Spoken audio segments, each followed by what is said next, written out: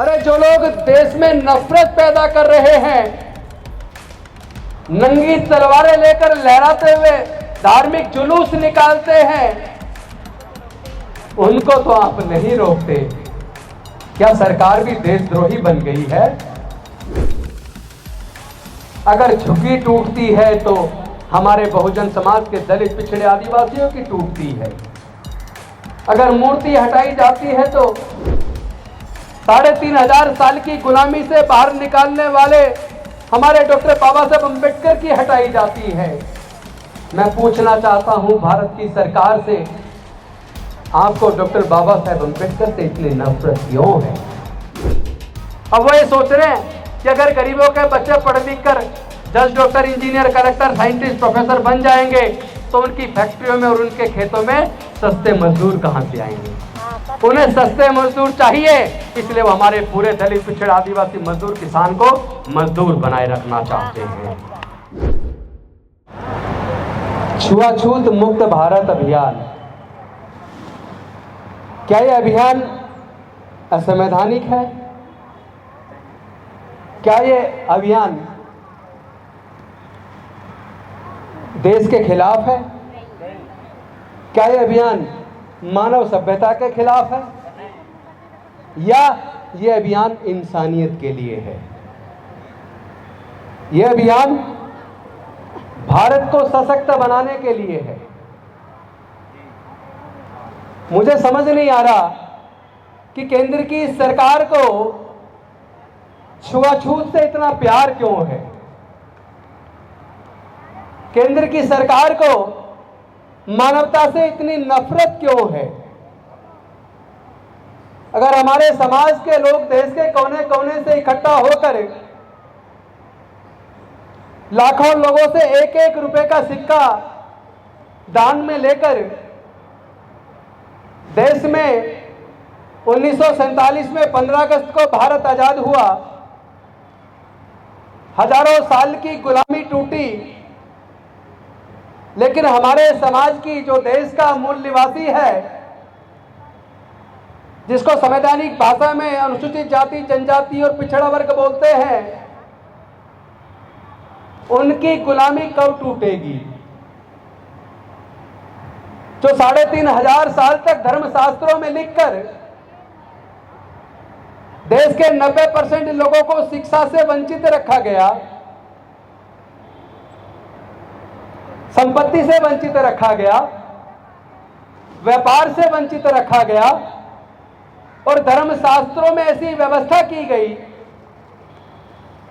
जिसमें 90% लोग जन्म से नीच हैं, अछूत हैं, शूद्र हैं और 10% लोग जन्म से ऊंचे हैं। धर्मशास्त्रों में ऐसी व्यवस्था की गई जिसमें 2-3% लोगों का व्यापार करने पर अधिकार बना दिया गया, 5.5% लोगों का पढ़ने लिखने पर हजारों साल तक एकाधिकार रखा गया, लगभग 4.25% लोगों को 3500 साल तक शस्त्र अस्त्र धारण करने का अधिकार दिया गया और देश के 88% लोगों को पढ़ाई लिखाई से दूर रखकर शस्त्र धारण पर धार्मिक बंदिश लगाकर, व्यापार करने पर धार्मिक बंदिश लगाकर इंसानियत से भी बदतर जीवन जीने के लिए मजबूर किया गया। अगर आज देश के लोग, बहुजन समाज के लोग, भारत के मूल निवासी लोग अगर छुआछूत से मुक्ति चाहते हैं और उन्होंने एक अभियान चलाया कि कम से कम आजादी के 100 साल के अंदर 2047 तक छुआछूत मुक्त भारत बनाया जाए और उसके लिए एक एक घर से एक एक सिक्का दान में लेकर इस अभियान को आगे बढ़ाते हुए ये तय किया कि हम 1111 किलो का पीतल का सिक्का बनाएंगे और वो बनाया और एक ही केवल मांग को लेकर राष्ट्रपति जी को वो सिक्का देने जा रहे थे कि 2047 तक तो कम से कम भारत को छुआछूत मुक्त बना दो। इसमें कौन सा गलत काम कर रहे थे हमारे समाज के लोग? हम तो कट्टर देशभक्त हैं, डॉक्टर बाबा साहेब अंबेडकर जी के बनाए संविधान में भरोसा रखते हैं, हम तो मानवता पसंद हैं, हम तो समता, स्वतंत्रता, बंधुता और न्याय के विचार को मानने वाले लोग हैं। हम तो तथागत बुद्ध के प्रज्ञा, करुणा, शील के रास्ते पर चलने वाले लोग हैं। पूरे दुनिया के अंदर नफरत का माहौल खत्म हो, पूरे दुनिया में जाति और वर्ण के आधार पर जहां भी ऊंच नीच की भावना है वो खत्म हो। अगर इस बात को लेकर केंद्र की सरकार के सामने सरकार के सारे मंत्रियों को, सारे सांसदों को पीतल का 1 किलो का सिक्का देकर एक ही बात तो कह रहे हैं कि 2047 तक छुआछूत मुक्त भारत हो, आप सब लोग भी इस अभियान से जुड़िए। और 1111 किलो का वो सिक्का राष्ट्रपति को देने आ रहे हैं। उस सिक्कों को बनाने पर लाखों रुपए खर्च किया है। केंद्र सरकार से कुछ मांगने नहीं आए, हम तो देने आए हैं। भारत के पूरे 90% लोगों का प्यार उनके सामने उड़ेलने आए हैं।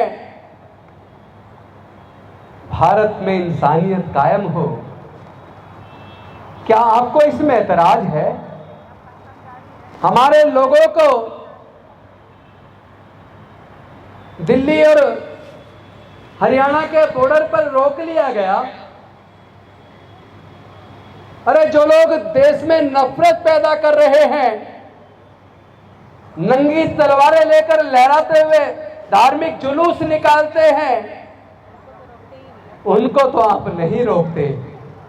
क्या सरकार भी देशद्रोही बन गई है? क्या सरकार का भारत के संविधान से विश्वास उठ गया है? पूरे देश से केवल चुन चुनकर डॉक्टर बाबा साहेब अंबेडकर की मूर्तियां क्यों हटाई जाती हैं? पूरे देश के अंदर सड़कों के किनारे पर, पार्कों में, सरकारी जमीन पर अवैध कब्जे कर कर धार्मिक संस्थान बनाए जा रहे हैं। क्या वो भारत के न्यायालयों को, भारत सरकार के प्रशासन को और पुलिस को वो अवैध कब्जे नजर नहीं आते? अगर झुग्गी टूटती है तो हमारे बहुजन समाज के दलित, पिछड़े, आदिवासियों की टूटती है। अगर मूर्ति हटाई जाती है तो 3500 साल की गुलामी से बाहर निकालने वाले हमारे डॉक्टर बाबा साहेब अंबेडकर की हटाई जाती है। मैं पूछना चाहता हूं भारत की सरकार से, आपको डॉक्टर बाबा साहेब अंबेडकर से इतनी नफरत क्यों है? आइए आकर आमने सामने आकर बैठ के बताइए, हमारे लोगों को आपने सीमा पर क्यों रोक के रखा? आप लोग स्पष्ट कीजिए, क्या आप छुआछूत मुक्त भारत बनाएंगे या नहीं बनाएंगे? अगर नहीं बनाएंगे तो आमने सामने की लड़ाई होगी, हम लड़ने के लिए तैयार हैं। हम डॉक्टर बाबा साहेब अंबेडकर के बच्चे हैं, हम लोग डरने वाले नहीं हैं। ये ईडी का छापा, ये इनकम टैक्स का छापा, ये जेल में भेजने की, ये डर किसी और को दिखाना, हम लोग तो संघर्ष के साथ हैं। हम तो वैसे भी मर ही रहे हैं, हम जी का रहे हैं। आप मंगलयान भेज रहे हो, चंद्रयान भेज रहे हो, लेकिन इंसान के मन में इंसान उतर रहा है। पर हमारे लोग सीवर के अंदर मर रहे हैं, सेप्टिक टैंक के अंदर मर रहे हैं, आपको शर्म नहीं आती? अभी संसद के अंदर सामाजिक न्याय अधिकारिता मंत्री जी ने वो डाटा पेश किया जिसमें सैकड़ों लोग पिछले 5 साल के अंदर सीवर के अंदर या सेप्टिक टैंक के अंदर मर गए, और उन लोगों को न्याय देने में भी कोताही बरतते हो। उनको मुआवजा भी लड़के मांगना होता है, और किसी धार्मिक जुलूस में कोई भगदड़ मच जाए, कोई मर जाए, तो बिना मांगे लाखों करोड़ों रुपए का मुआवजा दे दिया जाता है। तो हमारे लोगों के साथ ही ये अपमानजनक व्यवहार क्यों? हमारे लोगों के साथ ये पक्षपात क्यों? आपको आकर स्पष्ट करना होगा। माननीय प्रधानमंत्री जी और माननीय गृह मंत्री जी से मैं निवेदन करता हूं, या तो आप सामने आकर स्पष्ट कीजिए कि आप छुआछूत को बनाए रखना चाहते हैं या देश से छुआछूत को खत्म करना चाहते हैं। अगर आप देश से छुआछूत खत्म करने के इस अभियान के साथ हैं, तो जो हमारे साथी 1111 किलो का छुआछूत मुक्त भारत अभियान के लिए जो सिक्का राष्ट्रपति जी को देने के लिए आए हैं, राष्ट्रपति जी उस सिक्के को स्वीकार करें, या प्रधानमंत्री जी स्वीकार करें, या गृह मंत्री जी स्वीकार करें। हमारे लोगों को दिल्ली में आने दें, वरना ये स्वीकार करें कि आप छुआछूत बनाए रखना चाहते हैं। आप लोग हमें इतना कमजोर मत समझो। हजारों साल की गुलामी झेलने के बाद भी हम जिंदे हैं और हम लड़ना जानते हैं। सिर्फ एक कमी है जो आप सबको भी समझनी होगी, और अपने अपने गांव में जाकर, देहात में जाकर, घर घर जाकर आपको लोगों को बताना होगा। जिस सामाजिक व्यवस्था में आपके लिए सम्मान नहीं है, जिस सामाजिक वातावरण में ऊंच नीच की, छुआछूत की भावना है, जिस सामाजिक व्यवस्था में कोई व्यक्ति जन्म से नीच और कोई जन्म से ऊंचा है, जिस सामाजिक व्यवस्था में भारत के संविधान को बनाने वाले डॉक्टर बाबा साहेब अम्बेडकर का अपमान है, जिस सामाजिक व्यवस्था में भारत के संविधान को जलाने का काम करने के लिए मान्यता है, हम ऐसी सामाजिक व्यवस्था को पूरी तरीके से निस्तानाबूद कर देंगे। हम अब किसी कीमत पर ऐसी सामाजिक व्यवस्था में नहीं बने रहेंगे। डॉक्टर बाबा साहेब अम्बेडकर इस बीमारी के कारण को समझ गए थे कि ऊंच नीच की बीमारी यह जाति और वर्ण की वजह से है, और जिस सामाजिक व्यवस्था में वर्ण व्यवस्था और जाति व्यवस्था बनी रहेगी, कम से कम ये बहुजन समाज, ये मूल निवासी, दलित, पिछड़ा, आदिवासी उस सामाजिक व्यवस्था में अब बनने रहने के लिए तैयार नहीं है। डॉक्टर बाबा साहेब अम्बेडकर ने बीमारी के कारण को समझ लिया था और वो उसका इलाज करने निकल पड़े थे।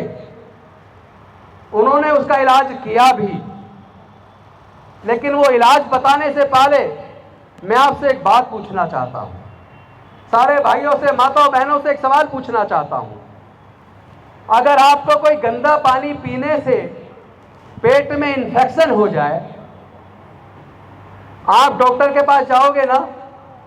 जाओगे नहीं जाओगे? और डॉक्टर अगर आपको दवाई दे दे और कहे कि अब गंदा पानी मत पीना, या तो पानी उबाल के पीना या फिर आरओ का पानी पीना, और फिर ये दवाई लोगे तो 5 दिन में बिल्कुल ठीक हो जाओगे। लेकिन आप डॉक्टर के यहां से आने के बाद अगर उसी गंदे पानी को पीते रहोगे और साथ में दवाई भी ले लोगे, ईमानदारी से बताना, क्या आपके पेट का इन्फेक्शन ठीक हो जाएगा? नहीं होगा ना। तो जिस व्यवस्था में ऊंच नीच है, जातिवाद है, वर्णवाद है, उसी व्यवस्था में अगर आप बने रहोगे और अपनी जाति पर गर्व करने की बात करोगे, आपस में भी एक दूसरे के साथ जातिवाद करोगे, एक दूसरे के साथ भी रोटी बेटी का रिश्ता नहीं करोगे, तो मैं पूछना चाहता हूं, आपको क्या अधिकार है छुआछूत मुक्त भारत अभियान चलाने का? छुआछूत मुक्त भारत अभियान वो लोग चलाएं जो लोग खुद इस जाति व्यवस्था को खत्म कर उससे बाहर निकलने को तैयार हो, जो आपस में कम से कम दलित, पिछड़े, आदिवासी तो आपस में रोटी बेटी का रिश्ता करें, आपस में तो ऊंच नीच ना रखें। तो अगर आप आपस में जातिवाद खत्म करने को तैयार नहीं हो, तो फिर दूसरों से जातिवाद खत्म करने की मांग कैसे कर सकते हो? यह बिल्कुल उसी प्रकार है, पेट में इन्फेक्शन हो गया, दवाई भी ले ली, और जिस गंदे पानी की वजह से पेट में इन्फेक्शन हुआ है उसी गंदे पानी को पी रहे हो, तो कभी भी आपका इन्फेक्शन पेट का ठीक नहीं होगा। तो ये 4000 साल के बाद भी आज भी ऊंच नीच की भावना, छुआछूत की भावना इसलिए खत्म नहीं हो रही है क्योंकि जो असली बीमारी का कारण है उस कारण का इलाज करने की बजाय हम लोग थोथी बातें कर रहे हैं। हम लोग केवल झूठ मूठ के धरने प्रदर्शन कर रहे हैं, नकली अभियान चला रहे हैं। अगर असल में हम चाहते हैं छुआछूत खत्म हो तो कम से कम अपने अंदर के जातिवाद को खत्म कर लो। क्या ये सच नहीं है कि हमारे आपस में भी अंदर में जातिवाद है? जब हम अपनी लड़की या लड़के की शादी करने निकलते हैं तो अपनी जाति में लड़का और लड़की ढूंढते हैं, तो फिर जातिवाद खत्म कैसे होगा? हम जातिवाद खत्म कर रहे हैं या जातिवाद को बरकरार रख रहे हैं? आप ईमानदारी से बताइए, हाथ उठाकर, जो मेरी बात से सहमत हो, क्या इस तरीके से जातिवाद खत्म होगा? नहीं होगा ना। सब लोग नहीं उठा रहे, इसका मतलब तुम लोग चाहते नहीं। आप चाहते हो जाति खत्म हो? आप चाहते हो छुआछूत खत्म हो? तो आप खुद जाति छोड़ने को तैयार हो या नहीं हो? दोनों हाथ खड़ा करके समर्थन दे दो। जो लोग इस बात से सहमत हो कि हम जातिवाद अपने अंदर का खत्म करने के लिए तैयार हैं, वो सब लोग तो कम से कम अपने हाथ खड़े कर लें। जो मंच पे खड़े नहीं कर रहे वो भी समर्थन में नहीं है। फिर इसका मतलब यहाँ जो लोग हैं सब जातिवाद खत्म करने को तैयार हैं। तो एक तरीके से खत्म होगा। आपको जहाँ जिस गांव से आप आए हैं उस गांव में जाकर जितने दलित, पिछड़े, शोषित, आदिवासी सब लोग को आपको ये बात समझानी है कि हमें अपने अंदर के जातिवाद को खत्म करना है। क्योंकि ये जातिवाद एक जहर है जो अंदर ही अंदर केवल हमारे समाज को नहीं पूरे देश को खोखला कर रहा है। इसने पूरे देश की जड़ों को खोखला कर दिया है। देश में 90% लोगों के पास देश का केवल 10% धन है और देश के 10% लोगों के पास देश का 90% धन और प्राकृतिक संसाधन है। मैं आपसे एक सवाल पूछना चाहता हूं, ये जो जल, जंगल और जमीन है, एग्रीकल्चरल लैंड है, या तमाम तरह की खनिज पदार्थ की खाने हैं, या नदियों से उत्खनन होता है, पहाड़ों से उत्खनन होता है, जंगलों से उत्खनन होता है, जमीन के सीने को चीरकर जमीन से उत्खनन होता है, जिससे अरबों खरबों रुपए पैदा होता है। क्या कोई उसे अपनी मां के पेट से लेके पैदा हुआ है? क्या जमीन को कोई अपनी मां के पेट से लेके पैदा हुआ है? बताइए ना। बोलने में भी दिक्कत है तो लड़ोगे क्या साथियों? क्या कोई जमीन अपने मां के पेट से लेके पैदा हुआ है? अगर मां के पेट से लेके पैदा नहीं हुआ है तो केवल कुछ ही लोग उसके मालिक क्यों हैं? उसमें हमारा और आपका हिस्सा कहां है? यह हिस्सा लेना है तो हमें लड़ना होगा, पर हम अपनी लड़ाई को बिल्कुल बाबा साहेब के बताए मार्ग से, संवैधानिक तरीके से, प्रजातांत्रिक तरीके से लड़ेंगे। हमारे पास कोई सबसे बड़ी ताकत है तो डॉक्टर बाबा साहेब अम्बेडकर का दिया हुआ वोट का अधिकार है। आप सबको यह बात मालूम होनी चाहिए, जब डॉक्टर बाबा साहेब अम्बेडकर संविधान बना रहे थे, भारत आजाद होने वाला था, तो संविधान सभा में इस बात पर चर्चा शुरू हुई, अंग्रेज जाने वाले हैं, अब हम अपनी सरकार को चुनेंगे तो वोट, किसको वोट डालने का अधिकार मिलना चाहिए। आपको ये बात जान के ताज्जुब होगा, ज्यादातर संविधान सभा के सदस्य यह चाहते थे कि जो लोग इनकम टैक्स पे करते हैं, या जो बड़े जमींदार हैं, जो बड़े उद्योगपति हैं, जो ग्रेजुएट हैं, केवल उनको वोट डालने का अधिकार मिलना चाहिए। तो डॉक्टर बाबा साहेब अम्बेडकर जी ने सोचा, 3500 साल तक धर्मशास्त्रों में लिखकर देश के 95% लोगों को पढ़ने लिखने पर धार्मिक बंदिश लगी हुई थी, तो हमारे लोग ग्रेजुएट तो नहीं हो पाए, इसका मतलब हमारे लोगों को वोट का अधिकार नहीं मिलेगा। और डॉक्टर बाबा साहेब अम्बेडकर जी ने सोचा, हमारे लोगों को 3500 साल तक धार्मिक बंदिश की वजह से ना तो व्यापार करने की इजाजत थी, ना धन संपत्ति रखने की इजाजत थी, तो फिर हमारे लोग जमींदार कैसे बनते, इनकम टैक्स पेई कैसे बनते? इसका मतलब देश के संविधान सभा के सारे सदस्य केवल देश के 5 से 10% लोगों को वोट का अधिकार देना चाहते थे।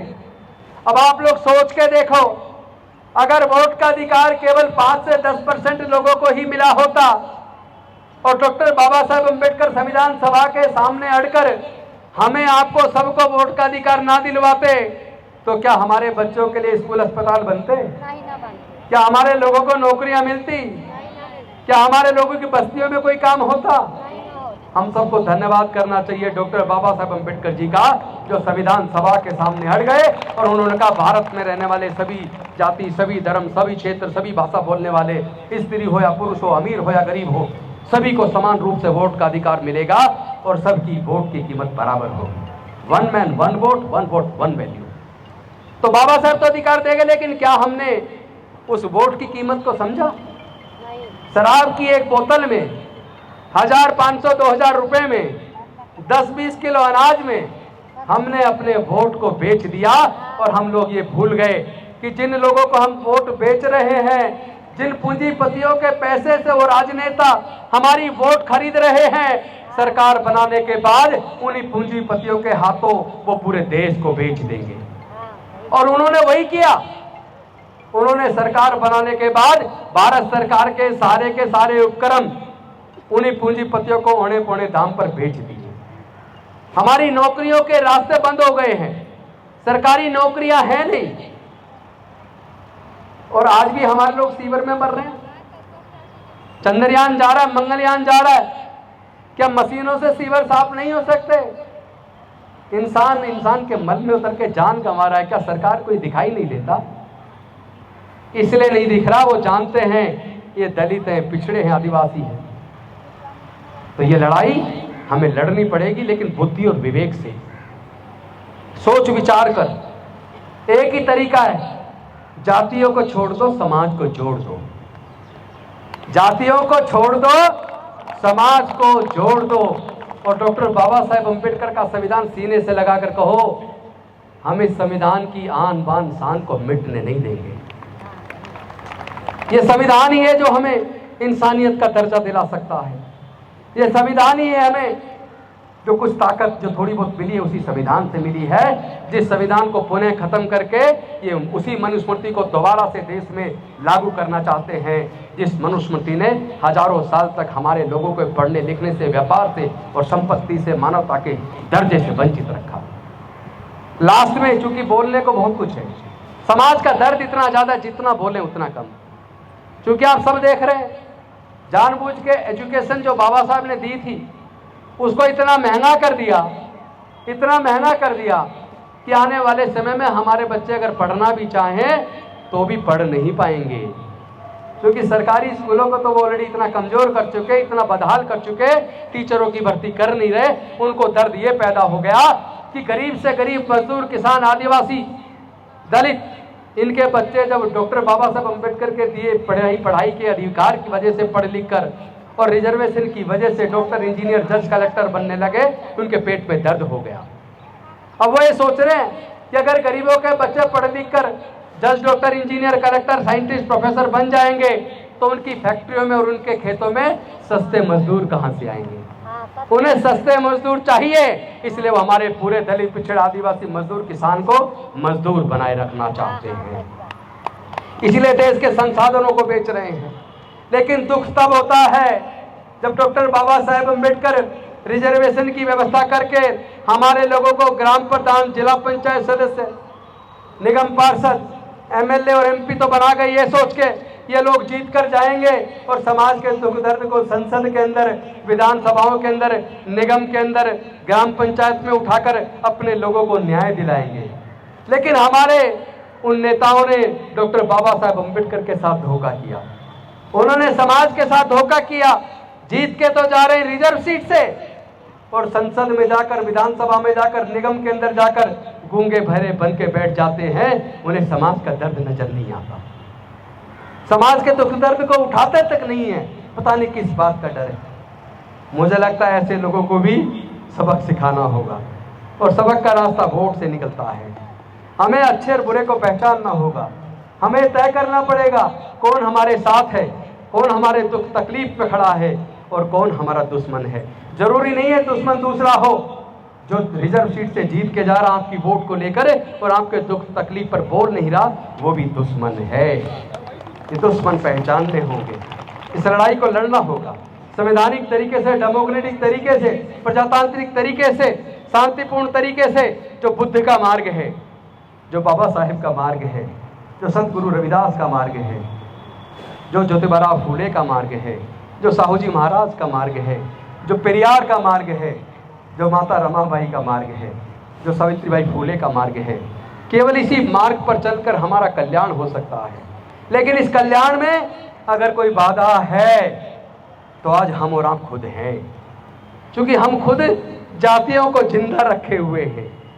हम खुद ऐसे त्योहार मनाते हैं जो हमारे ही पूर्वजों को छल कपट से हत्या करके सेलिब्रेशन में मनाए जाते हैं, हम भी उसमें सेलिब्रेशन में शामिल हो जाते हैं। हमें पहचानना पड़ेगा हमारा क्या है और क्या हमारे हित में है, क्या हमारे खिलाफ है। हमें अपने जीवन के फैसले बुद्धि और विवेक से सोच विचार कर लेने होंगे और इस लड़ाई को पूरे ईमानदारी से, पूरे समर्पण से, पूरे सच्चाई के साथ, पूरे सामर्थ्य के साथ इस लड़ाई को लड़ना होगा। मैं आपको आश्वस्त इतने वक्त के लिए जरूर कर सकता हूं कि इस न्याय की लड़ाई में कम से कम मैं गद्दार साबित नहीं होना चाहता, मैं बाबा साहेब के सामने शर्मिंदा नहीं होना चाहता। हम इस लड़ाई को लड़ेंगे, हम इस लड़ाई को जीतेंगे। बहुत बहुत धन्यवाद। नमो बुद्धाय। जय भीम, जय भारत।